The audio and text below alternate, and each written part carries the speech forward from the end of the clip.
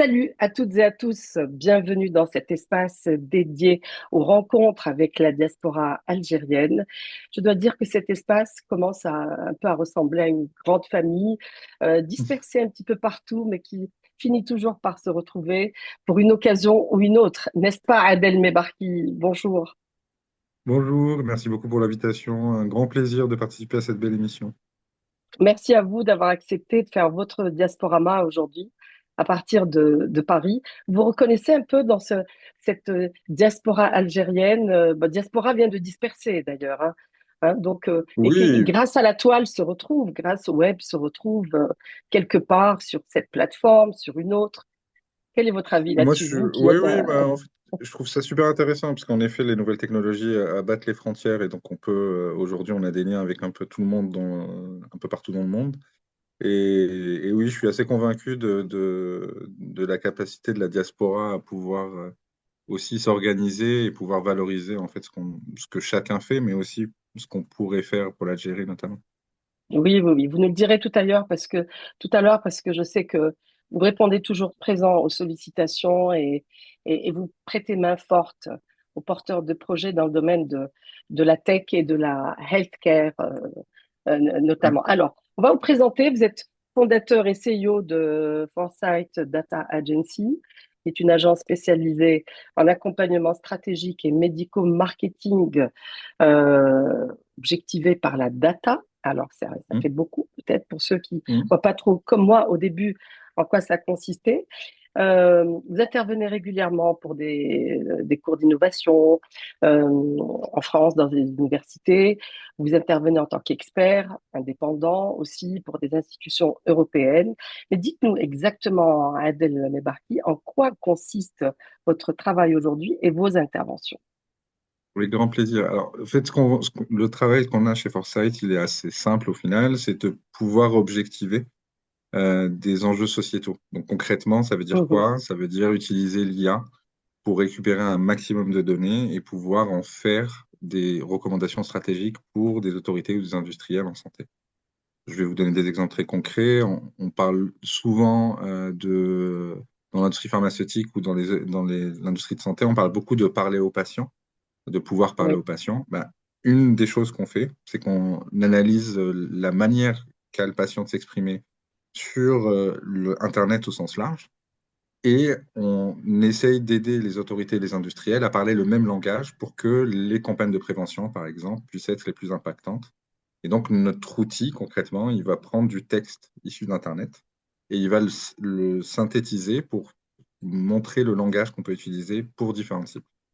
Voilà Mhm. concrètement ce qu'on fait chez Foresight. Est-ce que ça va dans le domaine de la pharmacovigilance? Est-ce qu'on est en amont de ça?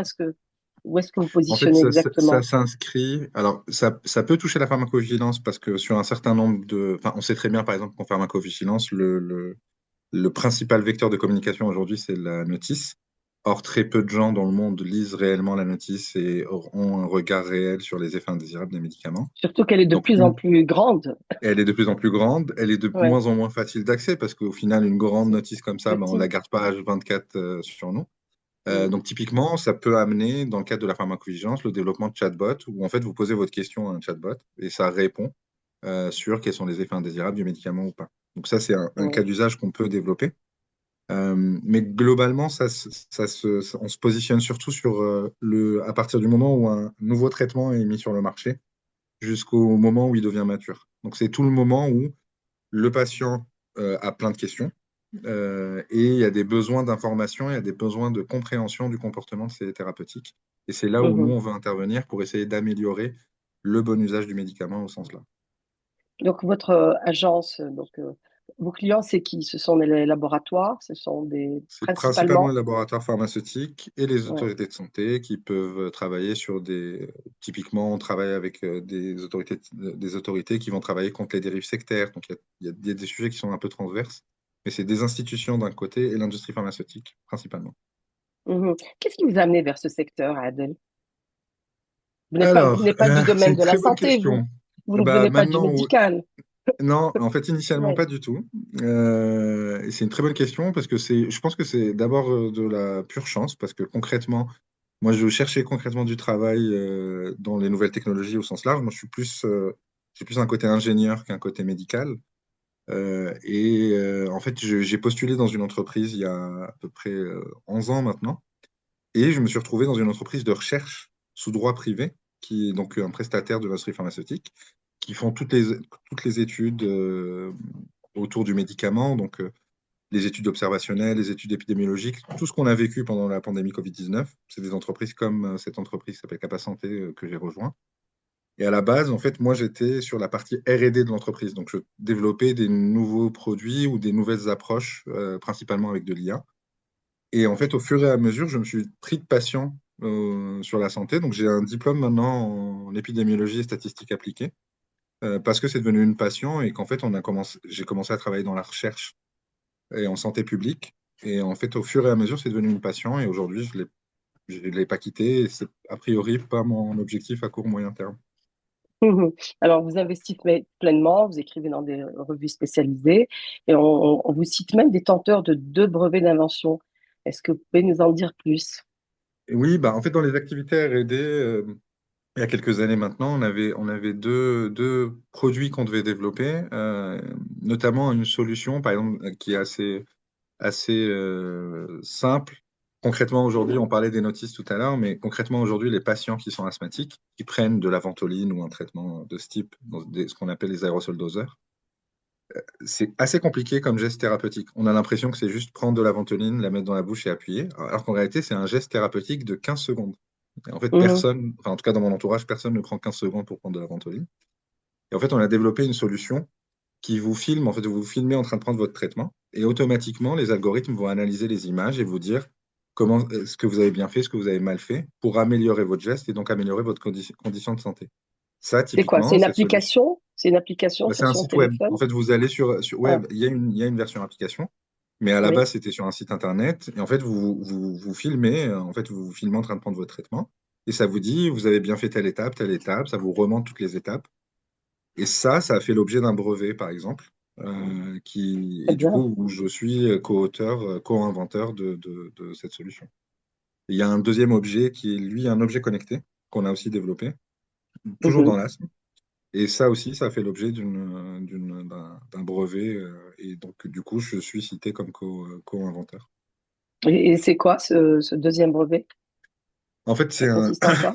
c'est un objet qui va permettre de traquer. Une des questions que tous les asthmatiques ont quand ils vont aller voir un pneumologue, c'est quand est-ce que vous avez fait des crises? Est-ce que c'est plutôt le matin? Est-ce que c'est plutôt le soir? Est-ce que c'est plutôt à la maison ou en dehors, etc. Parce qu'il y a plein de facteurs, notamment environnementaux, qui expliquent l'apparition de crises. Or, on est des êtres humains, on n'a pas forcément une mémoire illimitée, donc on ne sait pas exactement répondre en détail, ou en tout cas avec un détail exhaustif. Donc, ce qu'on a fait, c'est qu'on a développé un petit objet qui se met sur l'aérosol doseur et qui va en fait à la fois compter vos prises de traitement, mais aussi géolocaliser et donc vérifier les conditions environnementales Ah. autour de vous. Et ça aussi, du coup, ça a fait l'objet d'un dépôt de brevet. Et le produit est fabriqué et commercialisé?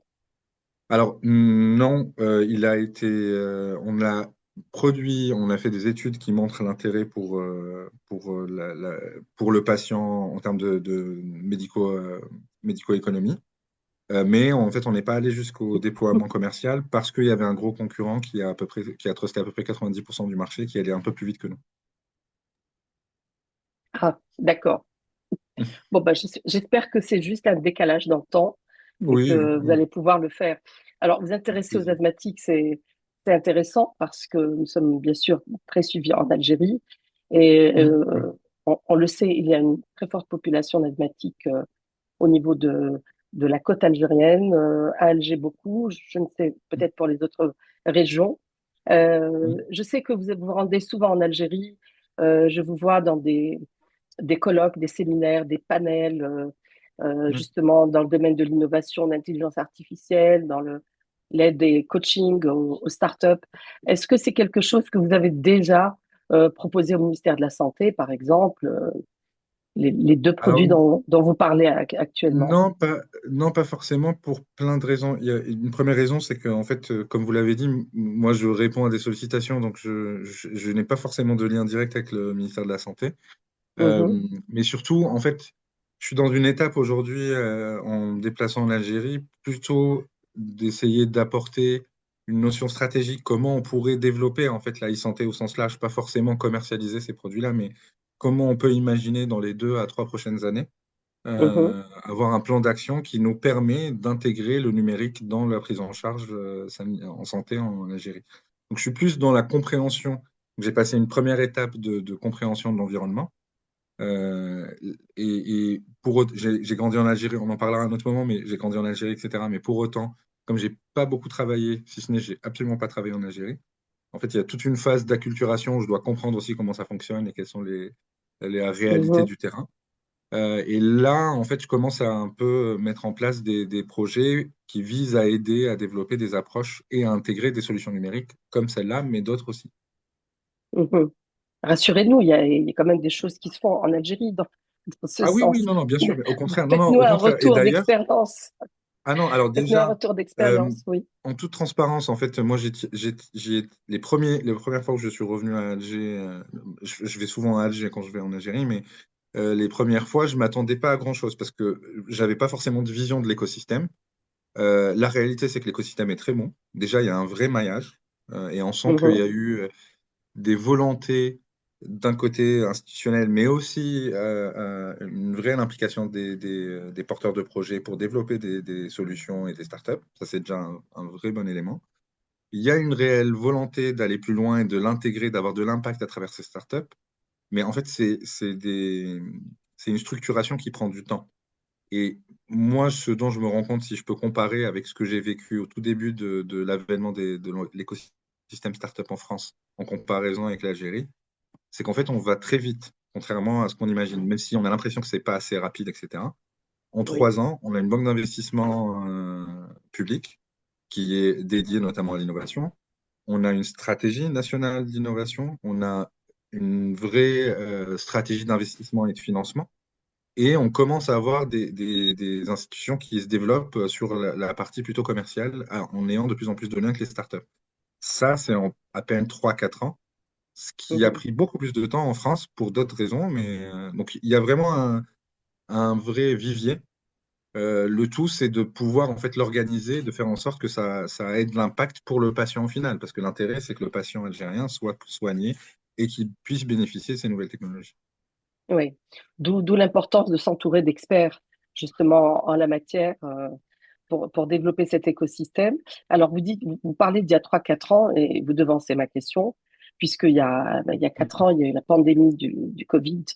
Oui, Euh, d'accord, donc avec son lot de décès, de dommages, de dégâts collatéraux, d'accord.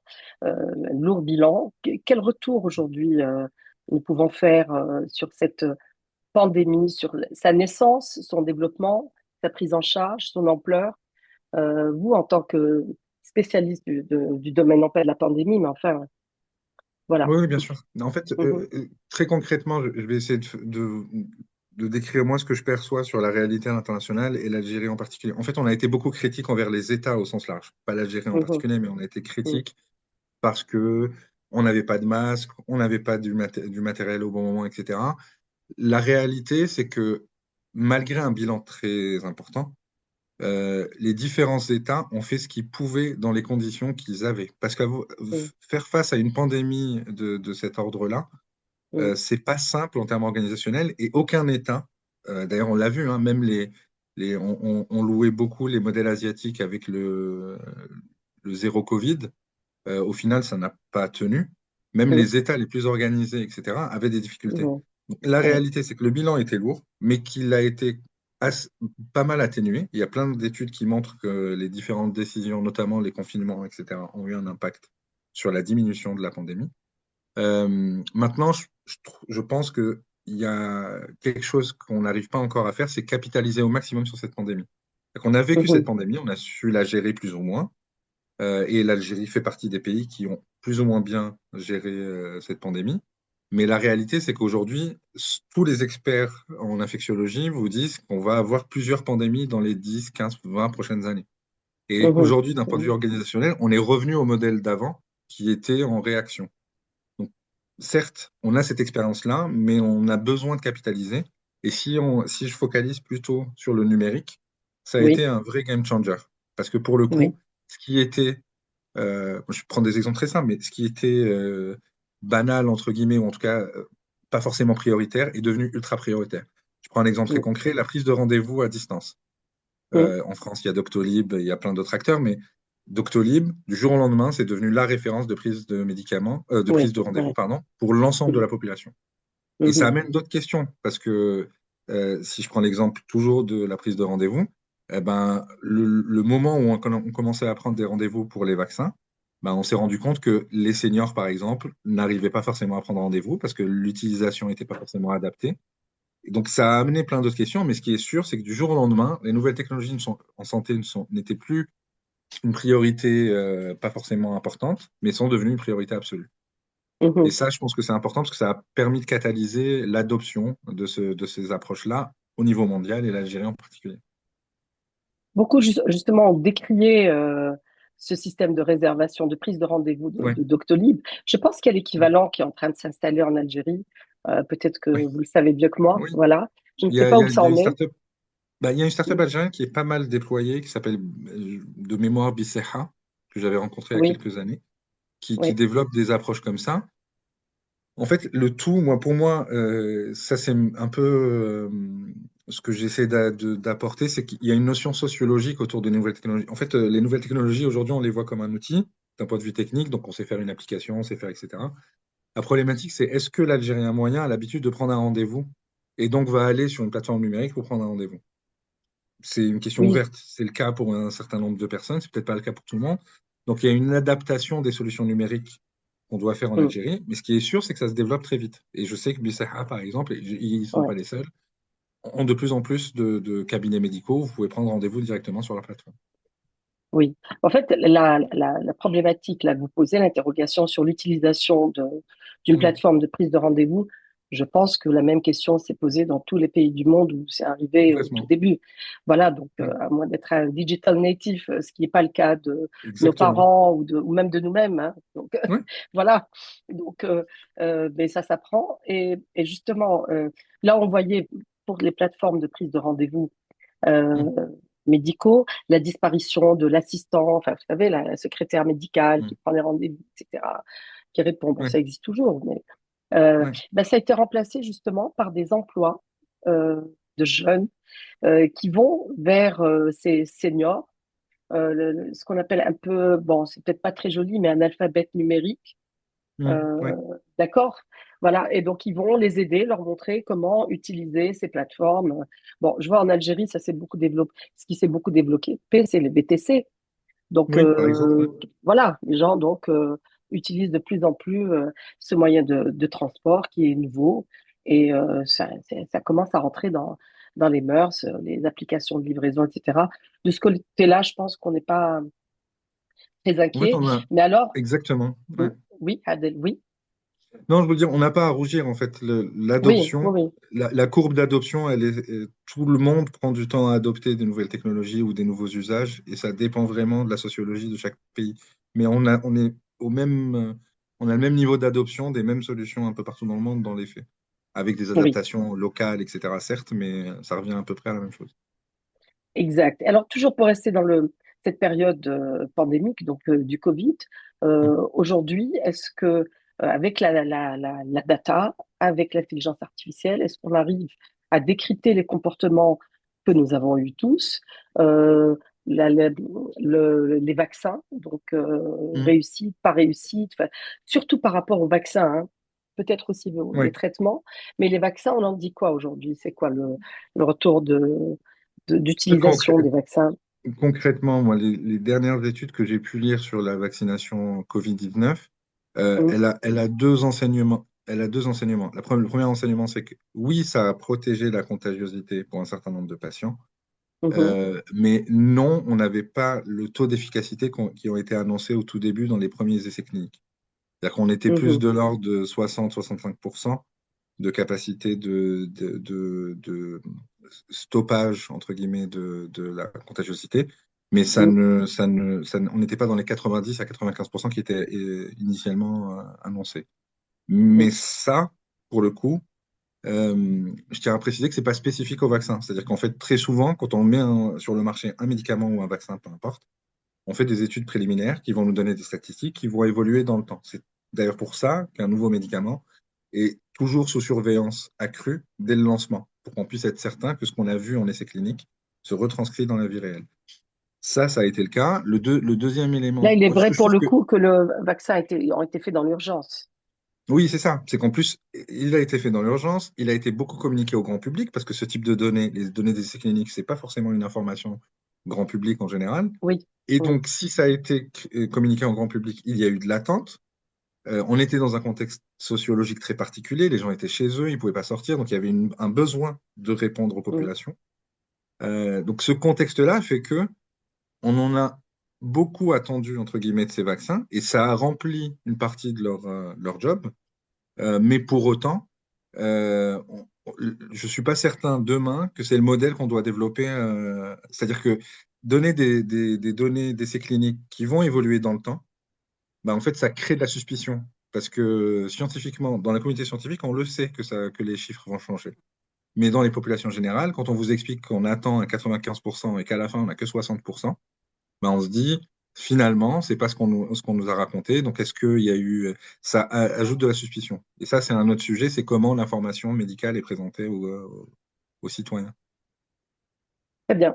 Alors, Adel Mebarki, nous allons essayer de vous connaître sur un plan un peu plus personnel. On pourra revenir un peu sur le professionnel au besoin. Avec plaisir. Vous l'avez dit tout à l'heure, vous êtes né à Alger, vous avez grandi à Alger, n'est-ce pas? Exactement. J'ai grandi à Alger, j'ai fait le système algérien, puis j'ai fait le lycée international à Benakloun.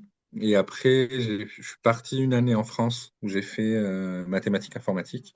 Et puis, pour des raisons personnelles, je suis redescendu à Alger. Et là, j'ai fait Ah, c'est rare, ça. C'est ouais, plus c'est rare. assez rare. Ouais. Mais 4 ans plus tard, je suis reparti au final. Mais, Voilà. mais je suis redescendu à Alger pour faire mes études en sciences commerciales. Donc j'ai fait ce qu'on appelle aujourd'hui HEC Alger, mais qui à l'époque s'appelait l'INC. Et donc j'ai fait 4 ans de licence en management.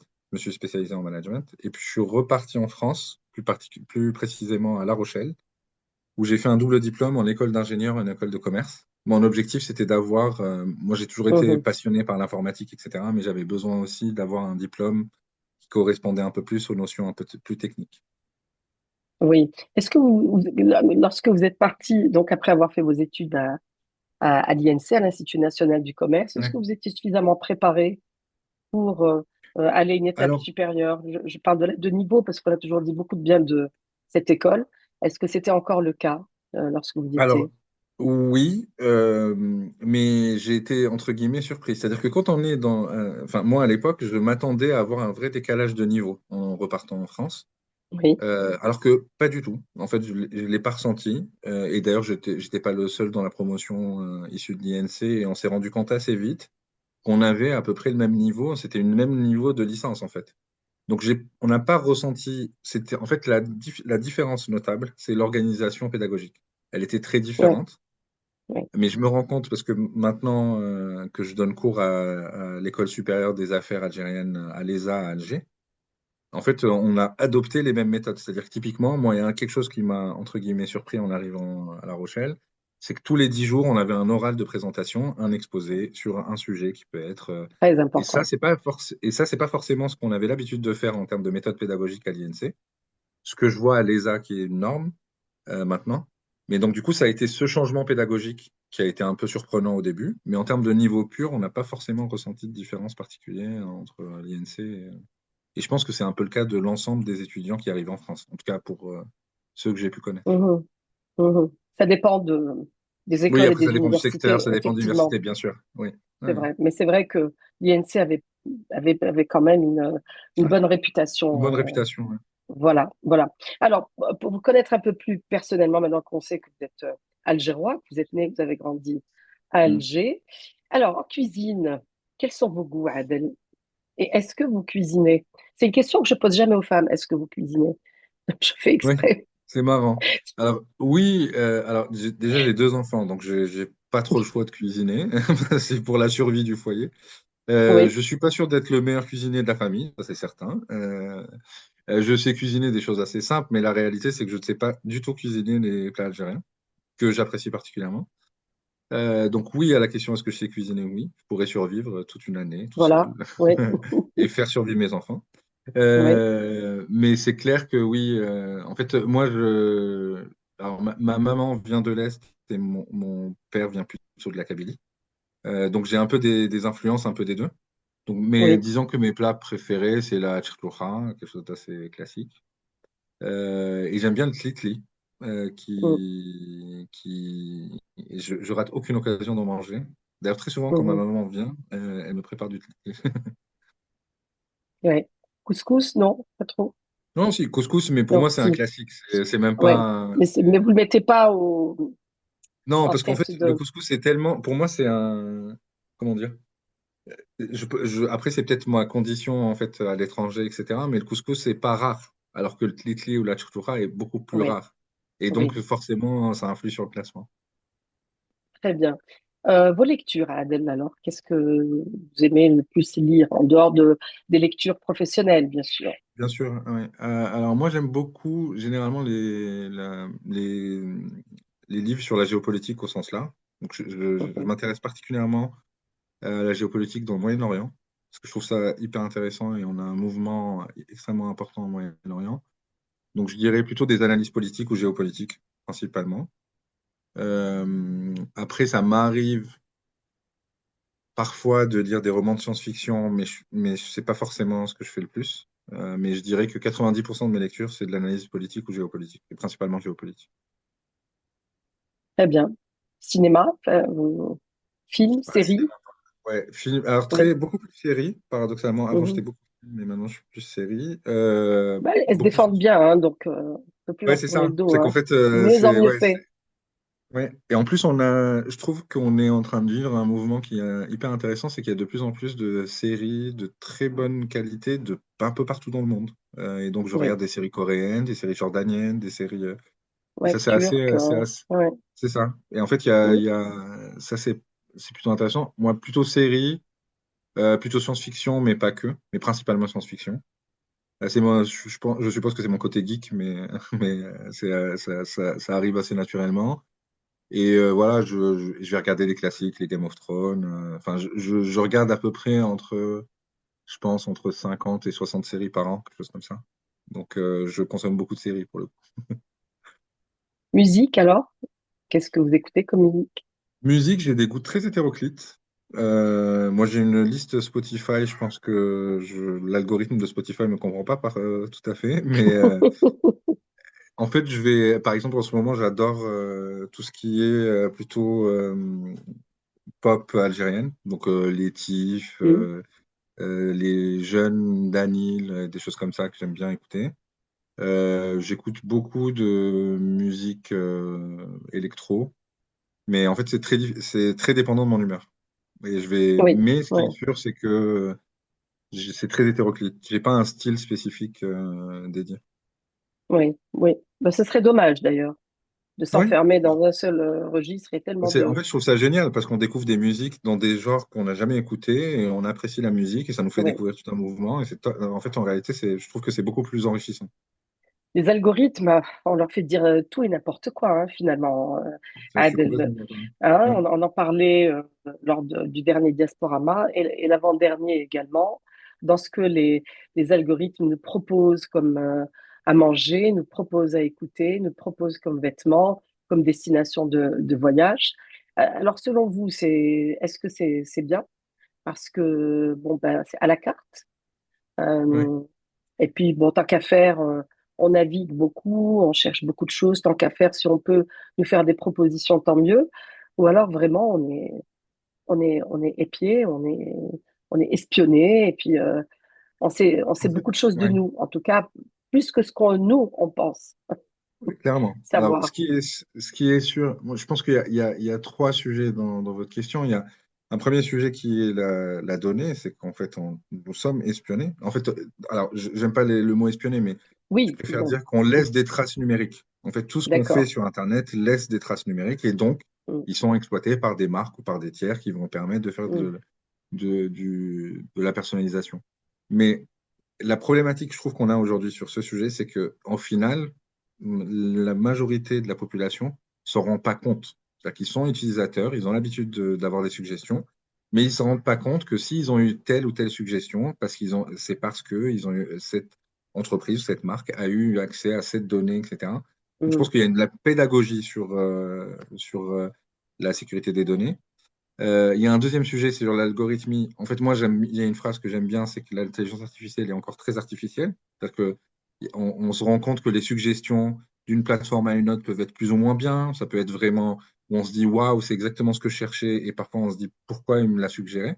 Donc on voit bien qu'on n'est pas du tout, ça reste des statistiques, hein, c'est pas du 100%. Oui. Mhm. Donc il y a encore de la perfection. Après, ça pose des questions entre guillemets philosophiques, dans le sens où quelle est la place du libre arbitre? C'est-à-dire, OK, on nous a suggéré un article, mais est-ce que c'est notre choix ou est-ce qu'on a été influencé par la publicité qui nous a poussé à cet achat? Et ça, c'est Mhm. pas spécifique aux algorithmes, mais les algorithmes amènent la question à un niveau beaucoup plus important. Oui. Mais donc, je dirais que moi, je suis assez paradoxalement, je travaille dans l'IA, mais je suis assez critique vis-à-vis de l'IA, parce que je considère que sur un certain nombre de choses, vous l'avez dit tout à l'heure, est-ce que vraiment on veut développer de l'IA qui soit consciente, qui fasse tout, et du coup qu'on remplace les êtres humains pour le travail? Je suis pas certain que c'est la société qu'on veut construire. En tout cas, je suis Mhm. pas certain de vouloir, moi, personnellement, cette société. Mais pour autant, donc ça pose des questions. Mais ce qui est sûr, c'est que c'est pas mal. Ça aide quand même. Il y a un service rendu, ça Beaucoup, va plus oui. vite, etc. Oui. Donc, Plus c'est un pertinent, équilibre plus entre le percutant. service, voilà, Oui. le service et Mhm. la performance, mais aussi le libre arbitre et la capacité à pouvoir prendre ses propres décisions. Oui, la présence de l'homme est toujours importante et nécessaire Exactement. derrière tous ces appareils, bien sûr. Et en santé, c'est primordial. Moi, je crois pas. Enfin, c'est-à-dire que la consultation de demain avec un robot, où c'est le robot qui va tout vous expliquer, etc., j'y crois pas. Enfin, je crois pas. Ça peut potentiellement arriver, mais je ne suis pas certain que Oui, ça soit performant parce que l'être humain, il y a plein de dimensions qui n'ont rien à voir avec juste du clinique. Parce qu'une machine va oui. pouvoir vous répondre cliniquement, Mhm. mais elle va pas Mhm. pouvoir vous rassurer, pas pouvoir vous expliquer émotionnellement ce que vous allez vivre, etc. Et donc, Oui, l'empathie, l'émotion, c'est ça. il y a Et tout ça, c'est ça. extrêmement Mais important dans nos relations sociales. Donc, oui, peut-être qu'ils arriveront à programmer des robots empathiques et ça, pour le coup, j'espère pas, qui parce vont qu'on même serait dans. écraser une larme face à nos problèmes ou nos soucis. On n'en sait rien. Moi, je pense que rien n'arrête le Oui, c'est progrès possible, c'est et possible. que tout est possible, je pense. Ouais, Alors, Adel Mebarki, nous arrivons pratiquement à la fin de notre entretien. Ça passe très vite, quand c'est ouais. intéressant. Vous devez vous souvenir le jour de votre départ, le jour où vous êtes parti en France étudier. Mm. Euh, Est-ce que vous avez pris quelque chose, un objet qui était cher à vous, à vos yeux, à votre cœur, Adel? Alors, oui, et ça peut paraître très ridicule, mais j'ai pris mon oreiller. Alors, comme un enfant, j'ai pris un oreiller d'Alger parce que c'était un oreiller avec des ornements de la Casbah. Et du coup, ça me permettait d'avoir, entre guillemets, un objet qui me rappelle. Et du coup, ça me rappelait la maison. Donc, j'avais l'impression avec mon Oui, oreiller, ça me donnait l'illusion qu'avec mon oreiller, j'étais quand même à la maison, même pas si je n'y. mal. Ouais, comme un doudou, quoi. C'est exactement comme un enfant. Là, je me rends Oui, compte que c'est exactement comme un doudou avec mes filles, mais oui, c'est exactement ça. En tout cas, merci Adel d'avoir été des nôtres. grand Merci plaisir. de nous avoir éclairé un petit peu sur sur l'IA au service de la santé. On vous souhaite Toujours un beaucoup de plaisir. succès dans Merci votre beaucoup. entreprise et dans vos expertises. Et puis à très bientôt. Au À revoir. très bientôt. Au revoir. Merci beaucoup.